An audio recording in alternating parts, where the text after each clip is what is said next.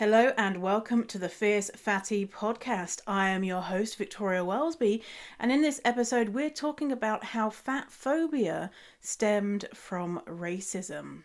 Let's do it!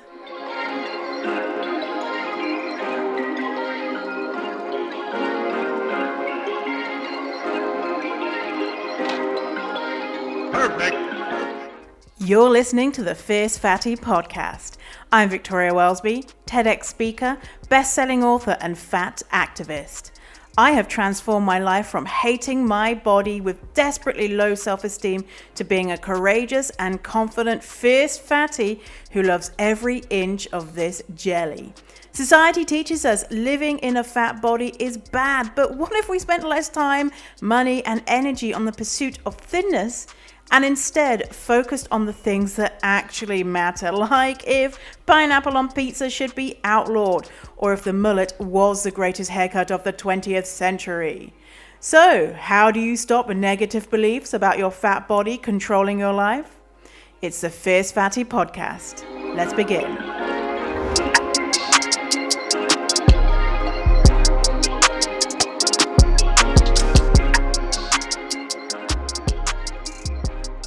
Hello, Fatty. Welcome to today's episode. I'm so pleased that you're choosing to hang out with me today. With all of the other things that you could be doing, you've chosen to have some fat goodness in your life. So thank you.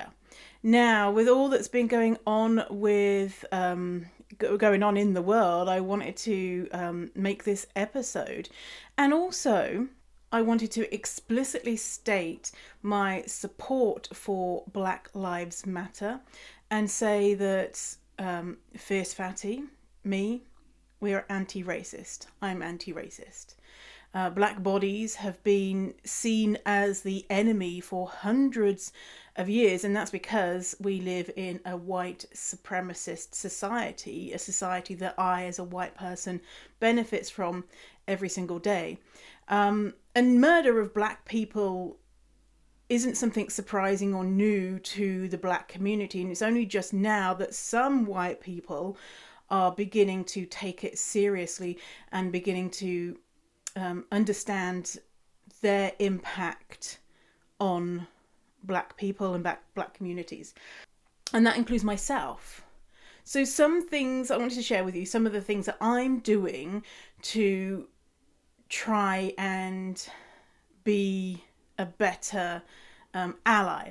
So some of the things I'm currently doing, I'm not sharing any content about my business on my channel. So over email or over social media, I'm not sharing stuff about my business, and instead I'm sharing content that is created by black people and about racism.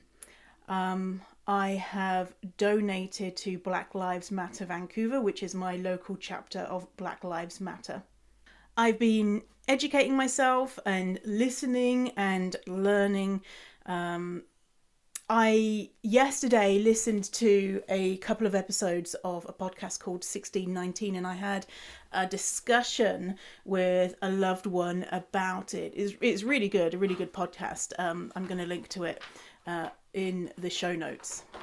I've also found a resource with writing prompts that's going to help me unpack my bias around race, and this is created by Lisa Renee Hall. Everything I'm talking about I'm going to be linking in the show notes so that you can do it too. So some of the questions in Lisa's writing prompts, things like what were your first memories of seeing a black person? Did your parents talk to you about race and things like that? And it really gets you think about your biases. And we all have biases. If you're a white person and you live on planet Earth, you're living in a white supremacist society, and you would have picked up biases along the way that you have yet to discover. A lot of, myself included, have felt like I'm not racist, and if I see racism I call it out and that type of thing, but what am I doing to be actively anti-racist and to continually work on how I have yet to discover what I'm biased against, right? This is the same stuff that we're doing with Fatphobia, to recognize that we do have bias, and it's our job, now that we know that, to try and excavate it from our lives. So another thing is, it's been a policy in my business for a few years now, to, when I create something like, for example, a summit or any type of virtual event, that I have a minimum of 50% of the speakers be people of colour. And also when I am invited to speak somewhere, I want to make sure that there are people of colour which are not just invited in a tokenistic way. And many times I've said no thank you to things because I look at the lineup and it's just white people, and I say, come back to me when you have people of colour in this lineup, because I'm not taking the space of someone, a person of colour. So I don't need to be congratulated for that or given a cookie. That's like a basic thing that I could do, but I haven't extended this to my business in regards to the systems that I use, the tools that I use, for example, the software and stuff. So are the companies that I am using and giving money to, are they actively anti-racist? And up until now, it's been kind of hard to tell. So some things that I've done in the past is I would look at a company's like website and see the pictures that they're using. Is it just white people? Is it just thin people? And look at the people who work there, if I can find those images. And I have in the past called out companies and said, hey, I've noticed that it's just loads of white men working here. Do you have any people of colour? Do you have any women? Companies don't like that when I've done that. Anyway, so I've done that a little bit, but I got lazy in looking at all of the other different types of software that I use and the things that I use in my business. And so I'm going to do that. I'm not going to give my money to companies who cannot come out, especially right now, where everyone is stating whether they are anti-racist or if they're like, all lives matter or white lives matter or some other bullshit. And so if they can't at this time say Black Lives Matter, then they're not going to get my money. So some of the tools that you can help to educate yourself, and I'm going to be using to educate myself, I'm going to link below, but I've picked out a TEDx talk for you.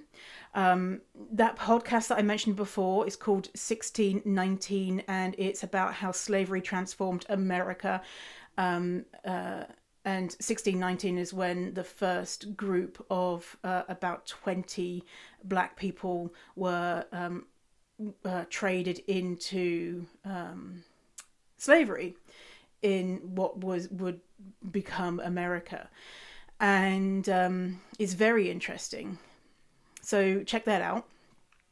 I've also got a anti-racism resource guide for white people. So you can click on that and pick one thing that you can do. I've also got 75 things white people can do for racial justice. And because there's so many different things that we can do. And there's a lot of information about read this, do this. I want to give you these a handful of resources that you can just to begin with, watch one video, listen to one podcast, read one article, donate to one place. And so if you're financially able, we've got a list of vetted and updated bail funds. And so hat tip to Reagan Chastain, who shared this. And so that's another thing we have to be cognizant of, is a lot of links to share to donate.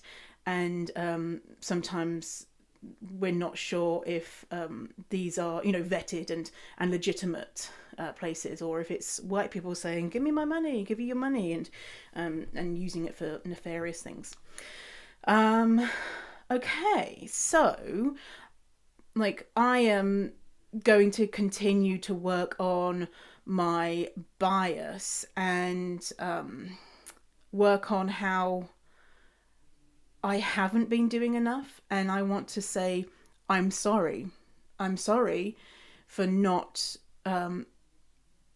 using my privilege, and I want to do better, and I will do better, and I will continue to educate myself and share the message that it's not okay to be racist, obviously, and dig out my own biases that I absolutely 100% have, but yet, haven't discovered. And this is a reminder, because I think most of my listeners, you're probably liberal, obviously, if you're listening to this podcast. But to recognize, even if you're liberal and you identify as someone who's not racist, what are you doing to be anti-racist? So that is my mistake of not working to be actively anti-racist. Okay, so that is why today I wanted to. This was a topic that was on my mind, but I felt that I didn't know enough about it, and so I've done a lot of research about fatphobia and racism. Now, I've always known that fatphobia intersects with racism, and the fear of black bodies has translated into fatphobia, but I really wanted to dig into the history of it, and I want to share that with you today. And so I'm going to be sharing a lot of Sabrina Strings' work.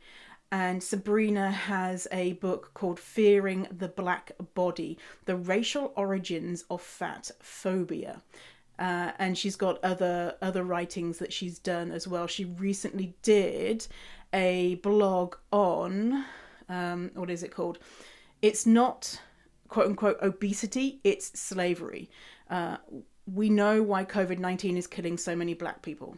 And so basically it's not because they're fat, it's because bias and racism. So I'll link to that one as well. There's going to be like 50,000 links in today's show notes, but that's okay. I'm sure that you're interested in this stuff as much as I am. Okay, so the racist origins of fatphobia. I'm going to be quoting a lot from Sabrina so that we're using the words of a black person who is an expert in this. So Sabrina says, in my book, Fearing the Black Body, The Racial Origins of Fatphobia, I describe how fatphobia in the West finds its roots in anti-blackness. Since at least the 18th century, white philosophers and race scientists had been convinced that black people were excessively, quote-unquote, sensual. Black Africans, they claimed, were addicted to gratifying their sexual and oral appetites. As a result, they asserted, black people tended to be too fat. And so I'm going to give you a quote from Alok. Alok is amazing. Go find Alok on Instagram. Alok, in response to reading Sabrina's book, this was Alok's summary. Most often we think of race as skin color, but European theorists initially began to define race by facial attractiveness and body size. In order to perpetuate the racist myth that white people were superior to black people, these thinkers asserted that black people were inherently fatter than white people, erasing the variation of sizes amongst white people and black people. Women's bodies were, and continue to be, the battleground for proving racial difference.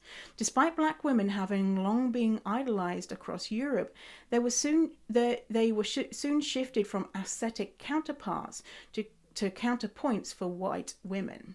White women had to define their beauty against black women.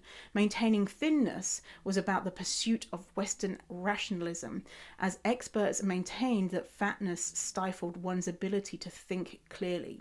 Fatness, a state of being which at various times has been seen as a mark of beauty, became associated with racial failure. White women in particular were tasked with managing their size as a way to preserve the integrity of the race.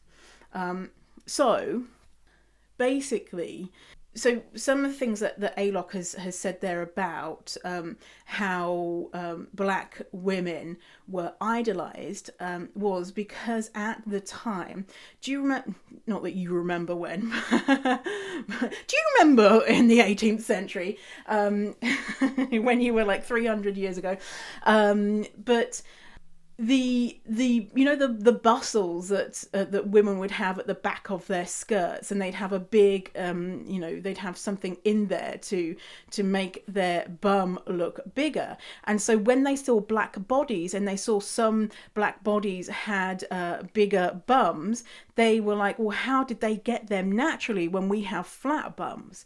And so they were idolized, but that was a temporary thing.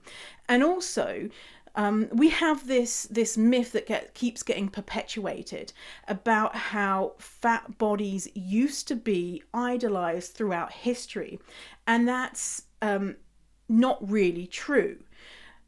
Very slightly chubby bodies at some periods within our history have been represented as an idea of beauty. So, the idea like a Rubenesque body. Well, if you look at artwork from hundreds of years ago, and these bodies that we claim to be fat bodies, they're not actually fat. They're pretty thin and pretty white. And they might have like a little bit of cellulite, and, they are probably like, I don't know, a size 8 or something, or a size 10 in the UK. They're pretty small. They're definitely not fat. And we're like, oh, remember in like before when fat bodies were celebrated? That's never been the case. Actual fat bodies there's not much evidence to support that historically fat bodies were ever celebrated. And I'm talking about fat, not slightly curvy people. Like that, who's that white actress? Oh, I can't remember. She did one where she's like, she bent over, she copied a statue and being like, oh my God, I'm just like a statue. And she's like a thin white woman with a tiny little bit of rolls. I feel like her name's Amy. Oh my God. You're probably going to be shouting at me from me. Her name's this. But she's American thin white actress who has kind of, her brand is like, oh, I'm kind of fat and ugly, but she's neither. Okay, so this is from the BBC. So I want to tell you about a woman whose name was Saartjie, also known as Saartjie Baartman. And so this is from the BBC. 2 centuries ago, Saartjie Baartman died after years spent in European freak shows. Saartjie Baartman died on the 29th of December 1815, but her exhibition continued. Her brain, skeleton, and sexual organs remained on display in a Paris museum until 1974. Her remains weren't repatriated and buried until 2002. Brought to Europe seemingly on false pretenses by a British doctor, staged named the Hottentot Venus, she was paraded around freak shows in London and Paris with crowds invited to look at her large buttocks. Today, she is seen as many as the epitome of colonial exploitation and racism, of the ridicule and commodification of black people.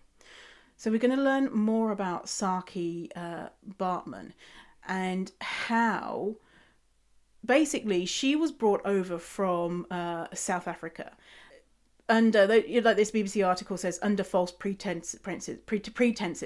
Basically, what we think now is that she was enslaved, and she was taken to the UK, to England, and then to France to be put on display as, look at this black woman, look at her body, isn't it strange, isn't it animalistic, a freak show she was in.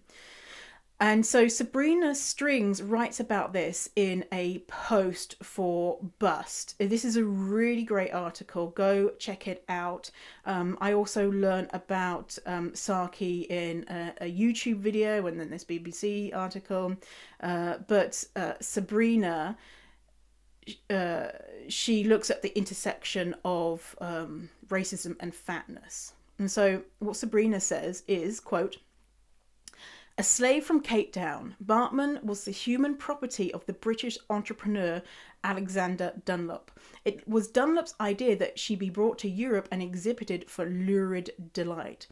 Exhibit goers, both the curious and the lecherous, would encounter her in a small enclosure.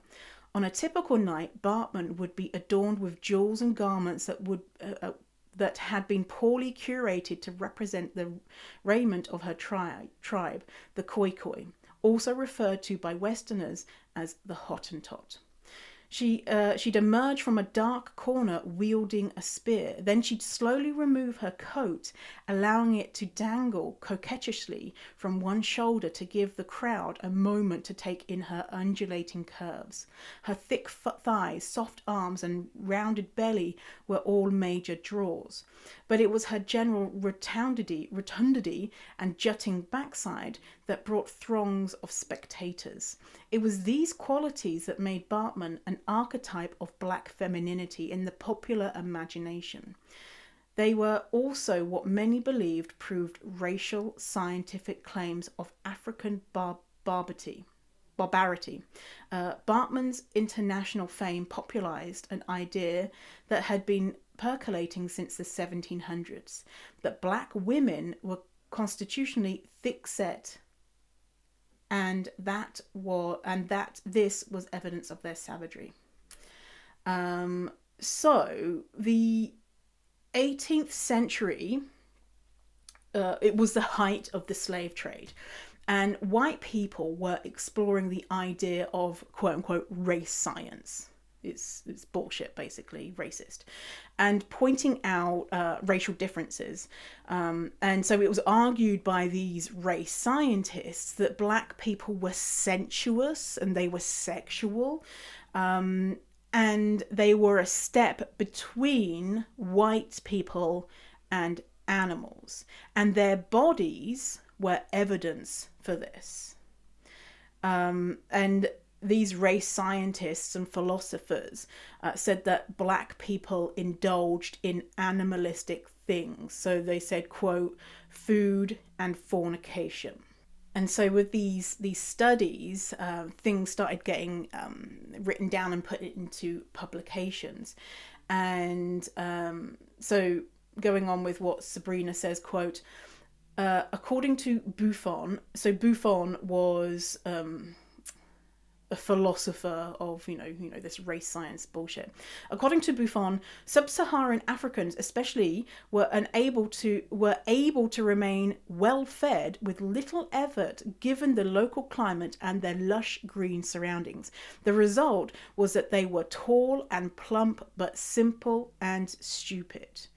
And in, end quote, and so in 1771, Jean-Baptiste Pierre Le Roman wrote in an encyclopedia. It's called Encyclopedia, a Systematic Dictionary of the Sciences, Arts and Crafts.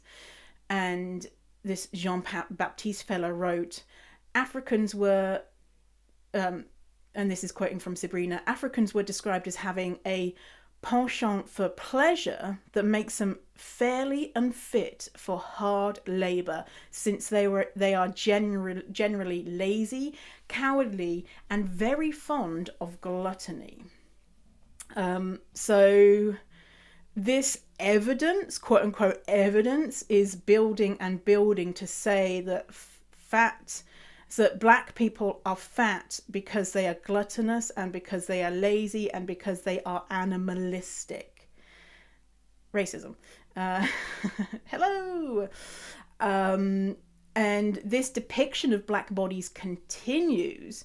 And it was reported that, quote, African men incited their women to grow to the size of sows in what was described as an art of fattening. And so, and think about your own ideas about, like, remember when Tess Holliday said she was on a photo shoot and there was like this scandal around, a reporter heard her say, "Oh, black men love me." And that stereotype, and that's obviously racist, and that stereotype that, oh, black men love fat women, like, that is like, where does that come from? Where does, hello, like 1771, this is the shit that they're saying, that black men, African men, want their women to grow to the size of sows. And so these types of biases come from hundreds of years ago, and they've just been perpetuated and seen as fact. So by the 19th century, it was taken as fact that black people were gluttonous and lazy, and their bodies were used as evidence of this, and particularly women's bodies. And they were said to grow to a, quote, unwieldy size. So Sabrina writes, in his own Natural History of Mankind, but it was written in French, Natural History of Mankind, Vieri wrote that Hottentot women, and that's where Saartjie came from, the Khoikhoi tribe.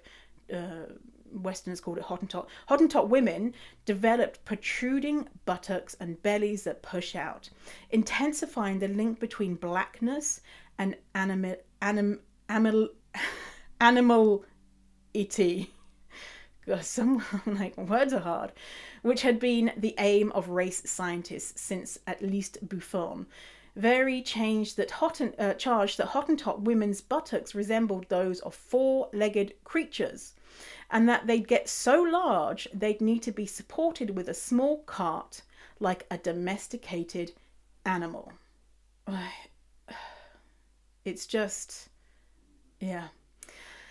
So race scientists really successfully linked fatness and to blackness, and thinness to whiteness.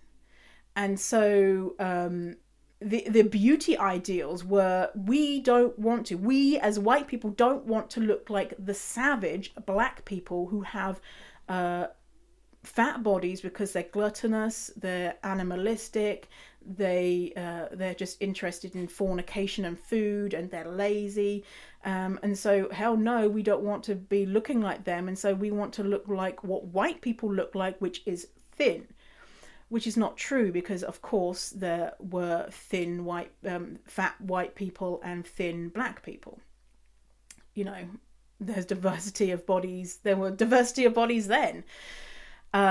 So, quote, in Godey's Ladies' Book, the most popular women's magazine of the 19th century, an 1830 article by a socialite named Leigh Hunt described the relationship between overeating, femininity, and race, reminding the gentle Anglo-Saxon reader that women who want to preserve their looks must never eat too much. According to Hunt, no lady in American high society could hope to maintain her esteem while corpulent. Only in Africa could a fat woman find her stride, since it was rumoured that on the continent no lady can be charming under 21 stone, or nearly 300 pounds. And so it began becoming a rule that to be feminine and to be nice and lovely, you had to be thin, not like those black people. And some feminists at the time were not happy about this, and they recognized this as a distraction. And they saw the way that thin bodies were being represented in newspapers, and would write in and say, why are you depicting thin bodies as the way to be? And they were very like, trying to get thin is not going to keep you robust to fight against patriarchy. and it's just a distraction from the important work we're doing with feminism. But of course, feminists notoriously racist as well. So, but some who were abolitionists. So soon enough, the origins of fat phobia were lost, and it was just taken as this inherent thing that thin bodies were better than fat bodies, and then attribute it to health. And so now it is racism is disguised as, well, it's just, I just find thin bodies more attractive, and it's just not healthy to be that way. And that is a wonderful way to disguise racism, to the point where a lot of people don't even know that how it stemmed from racism. So, quote, "The thin ideal, like other physical ideals, oppresses people, often women, by compelling them to conform to an arbitrary body standard. But gender wasn't the only or even the primary organizing principle in the disciplinary force that is the slender aesthetic. The impetus for the ideal was to avoid the unseemly association with an adiposity that had been deemed black. The fear of the imagined fat black woman was created by racial ideologies that have been used for almost 300 years to both degrade black women and discipline white women. Anti-blackness is the forgotten rationale that underlies both thin privilege and fat stigma." So my quotes there were from Sabrina Strings' article, "The Racist Origins of Fat Phobia," and I encourage you to go check that out. I'm going to link to it in the show notes with 50,000 other links. So Sarah Saartjie Baartman, her story, you can learn more about her story, but basically yeah. So basically, she was there exhibited, and people were like, "Oh my gosh, look at this black body." And then in the evening, wealthy patrons had her around her house so that they could touch her, and she was probably sexually assaulted. And but not everyone in the society at that time thought that this was okay. So so Britain had stopped the slave trade. So they'd stopped trading slaves, bringing slaves into the country. Enslaved people. They had stopped bringing enslaved people into the country, but there were still enslaved people in Britain. They hadn't freed enslaved people. And so that was the climate. So some people were like, you can't do this. Basically, you have enslaved Saartjie, and that's not okay. And you are parading her around as this freak show. And so the men who brought her in were taken to court and charges were drawn. But then they brought in Saartjie as a evidence to show she was there under her free will. And she didn't speak English. I'm pretty sure that they said that they had an agreement, a written agreement with Saartjie, but there's no evidence of this, obviously, because they probably just enslaved her, and it was awful. And so eventually she was, I don't know if she was sold to a French person or she was given to a French person, but Saartjie eventually died of alcoholism, and then like in the BBC article, the exhibition didn't stop there. So she died in 1815. But what the person who the French guy, he took her body, and so he had asked her, show me your genitals, and she said no, and she refused. And so when she died, the first thing he did was to cut out her genitals to put them on display. He did a plaster cast of her whole body. He took out her brain and cut other things off her, and then he took her skeleton, and it was in display in this Parisian museum until 1974. So people would come and see this plaster cast of Saartjie and look at her skeleton as like, oh wow, look at the black body, isn't it strange, and isn't it so look at her genitals, isn't that, showing how sensual and how animalistic these black people are. South Africa, they demanded for her remains to be returned, and this Parisian museum was like, well, I don't think we should give them back to you, because then, you're going to start demanding all of the stuff that we stole from you, and so, well, this is a problem. And it wasn't until 2002 that they got her remains back, and so she was buried in an area that people think that she might have been from, related to the Khoikhoi tribe.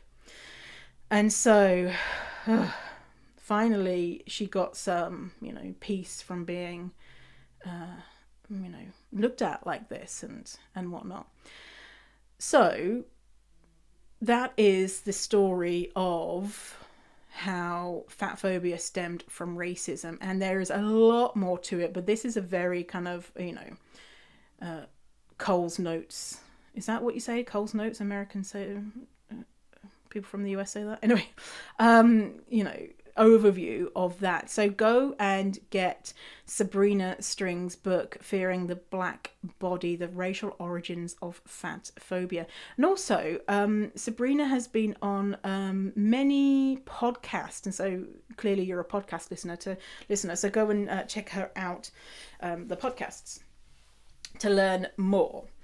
And as well, on the subject of racism, if you're a white person, just want to point out that in this work that we are going to continue to do to be anti-racist, you're going to make mistakes, and I'm going to make mistakes. Like even in this episode, I didn't use the word enslaved, and I caught myself, but that is not a reason to not try. And feeling uncomfortable about this stuff and not knowing everything is not a reason to try and do better. So join me in trying to do better and trying to dismantle our own racist beliefs and our own biases that we have in our beautiful brains. I was watching this video by I can't remember who. Anyway, it was about how if someone says you're racist, you're like, no, I'm not, because what you hear is you're a bad person, and our identities is that we're kind people, and we're empathetic, and we try and do good in the world and all that type of stuff. And so when you hear that you're racist, it doesn't align with your identity of trying to be a good, liberal person. But that is not what being racist is. It's, you don't have to be outwardly, overtly racist to still hold racist beliefs. And so it's not really about us. It's not about us. It's about the system, the way that we've been brought up, especially as white people, is that to say, we have just been given a leg up on everything. And everything is just that little bit easier because we don't fear that we're going to be murdered, and we get better health care. And black people, like with healthcare, the healthcare the outcomes are horrendous. Like black women are way more likely to die in childbirth, and medical procedures, white people stand a better chance than black people and people of color. And everything, obviously, like wages and housing and access to food, and everything is affected by race. And white people, I have this privilege that I'm going to keep working on trying to erase. So thank you for being here, and I'm sorry I haven't been better, and I will do better. And if you're a white person, please check out the resources where you can, maybe just watch that TEDx video, maybe you just listen to that podcast, 1619, maybe just donate to one source, so that you don't feel overwhelmed with all the things that you need to do, because I know that I have felt like that. And we can just start with doing one thing a day and seeing where that gets us. Yeah. Okay, so thank you for tuning in today. I really appreciate it. I hope that you're feeling okay and you're doing all right with the lockdown. I've got to see my nephew a few times, and it's really cool and cute. Like the other day, he came round, and I was working, and he was like, "Oh no, come play with me." And I was like, "Oh, I need to work." And he was like, "No." He's like, "Shut your pooter." Shut your pooter. He just turned 3. And I said, "I need to make money." And he was like, "Okay." And then he came back, and he was like, "Here you go, here's money." And he gave me like invisible money, and I was like, "Okay." So then I shut my pooter, and watched him play with teddies or whatever. So fucking cute. Yeah. So, all right. Well, thanks for hanging out with me today on this episode, and I will see you next time, fatty. Goodbye.